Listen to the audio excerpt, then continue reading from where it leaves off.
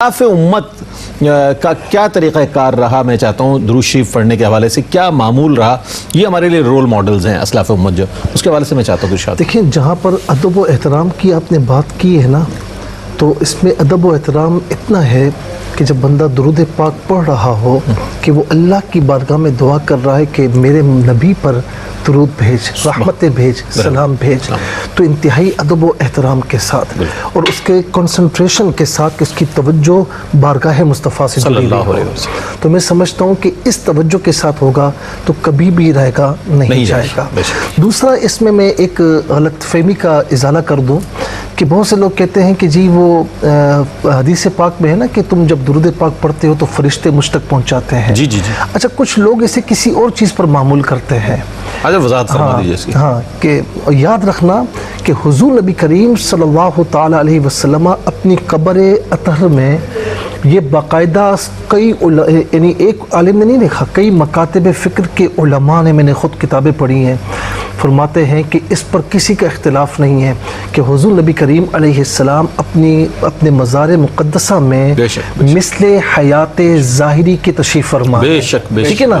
اچھا، ان کے کان عام کان نہیں ہے، فرماتے ہیں دور و نزدیک کے سننے والے وہ کان، ان کی آنکھیں وہ آنکھیں نہیں جو ہم سمجھتے ہیں۔ انی ارا ما لا ترون انی اسمع ما لا تسمعون، کہ جہاں تک سننے کی بات ہے تو بلال جو ہے جنت میں ٹہل رہے ہیں تو آپ نے سماعت فرما لیا۔ جہاں تک دیکھنے کی بات ہے تو بخاری شریف کی حدیث ہے کہ دو قبروں کے پاس تشریف لائے، قبر میں کیا ہو رہا ہے صحابہ کرام کو بتا دیا اور اللہ کی عطا سے ان کی مدد بھی فرمائی۔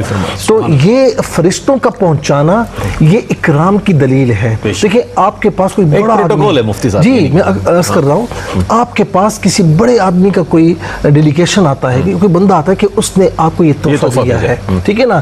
اب یہاں پر آپ دیکھیں کہ تحفہ لے کر کون آ رہا ہے؟ فرشتے آ رہے ہیں کہ یا رسول اللہ آپ کے فلاں بن فلاں امتی نے آپ پر درود پاک بھیجا ہے، تو یہ پروٹوکول ہے۔ بہت اچھی توجہ بیان کی آپ نے، بہت زبردست، ماشاءاللہ۔ دوسری بات فرماتے ہیں کہ تبلغونی حیث کنتم، درود پاک تم پیش کرتے ہو نا، تم جہاں بھی ہو میں سنتا ہوں، اس تک پہنچتا ہے، ٹھیک ہے نا۔ تو اس غلط فہمی کا ازالہ کر دیجئے کہ آپ نہیں سنتے، آپ بالکل سنتے، کوئی وہاں جائے وہاں سے بھی سنتے ہیں، یہاں تو یہاں سے بھی سنتے ہیں، دنیا کی کسی کونے سے کوئی بھیجے تو آپ سماعت فرماتے ہیں۔ اب اس بات کی طرف آ جائے کہ بزرگوں کا، اسلاف امت کا معمول کیا رہا۔ حضرت ابی بن کعب حاضر خدمت ہے، عرض کی یا رسول اللہ میں فرائض واجبات کے بعد اگر میں 1/3 درود پاک پڑھ لوں باقی وظائف، تو فرمایا کہ زیادہ کر لے تو بہتر ہے۔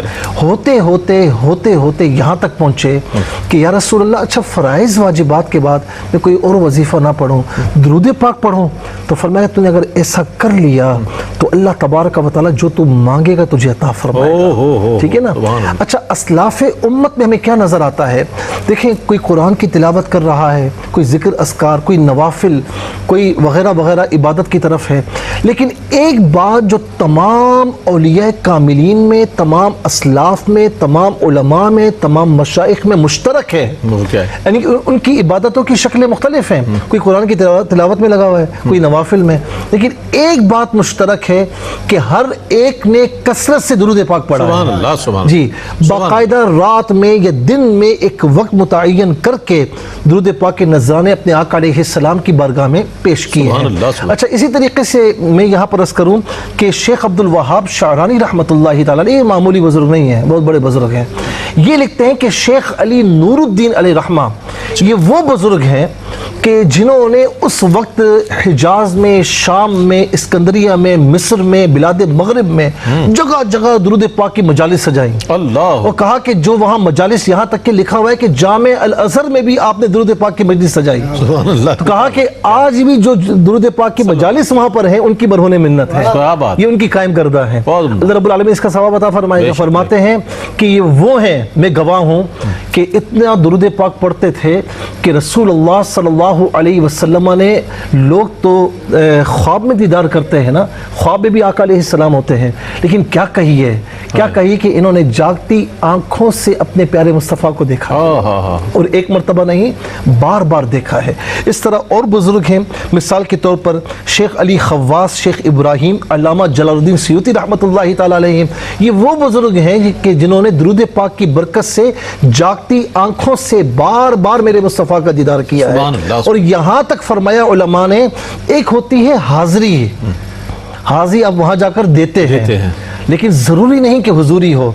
लेकिन कुछ लोग ऐसे होते हैं कि दुरूद पाक की बरकत से होते यहाँ पर हैं और हुजूरी मजलिस मुस्तफ़ा में होती है सल्लल्लाहु ताला अलैहि वसल्लम। अच्छा, इसी तरह आप देखें कि यानी जो दुरूद पाक की बात आती है, एक दलाइलुल खैरात है, बड़ी मशहूर किताब है, और इमाम सुलेमान जज़ूली रहमतुल्लाहि ताला अलैह ने इसे तरतीब फरमाया।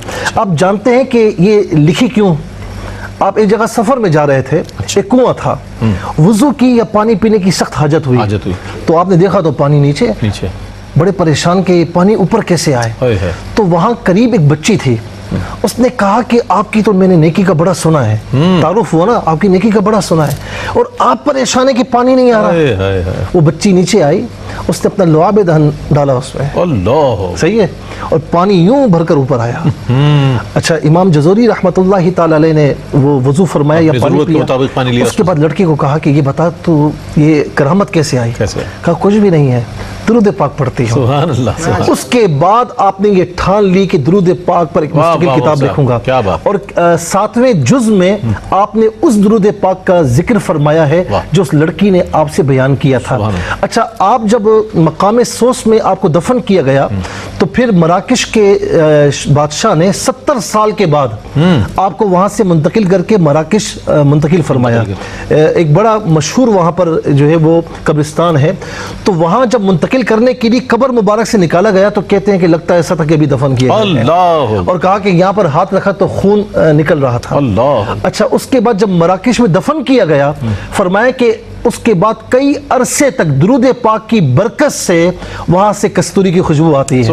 और शेख निजामुद्दीन औलिया अलैहि रहमा फरमाते हैं कि मैं बाबा साहब अलैहि रहमा की बारगाह में हाजिर हुआ तो उन्होंने एक हकीम सनाई अलैहि रहमा का जिक्र किया, कहा कि इतना दुरूद पढ़ते थे, इतना दुरूद पढ़ते थे। रजीज भाई जरा देखें, दुरूद पाक कोई उम्मती जितना पढ़े कम है, लेकिन कितना दुरूद पढ़ा होगा। कहते हैं कि ख्वाब में आका अलैहिस्सलाम की ज़ियारत हुई तो आका अलैहिस्सलाम ने अपना चेहरा अनवर छुपाया उनसे। अच्छा, ये जाकर कदमों से लिपट गए कि या रसूल अल्लाह, ये महरूमी क्यों? फरमाया कि तू इतना दुरूद पढ़ता है कि मुझे तुझसे हया आती है। ऐसे लोग भी हैं। और ख्वाजा निजामुद्दीन औलिया अलैहि रहमा ही फरमाते हैं कि मेरी माँ बीबी जुलेखा रहमतुल्लाहि ताला अलैहा जब कभी कोई मुश्किल होती, परेशानी होती, हाजत होती, 500 मरतबा दुरूद पाक पढ़ती, हाजत पूरी हो जाती। सुभान अल्लाह।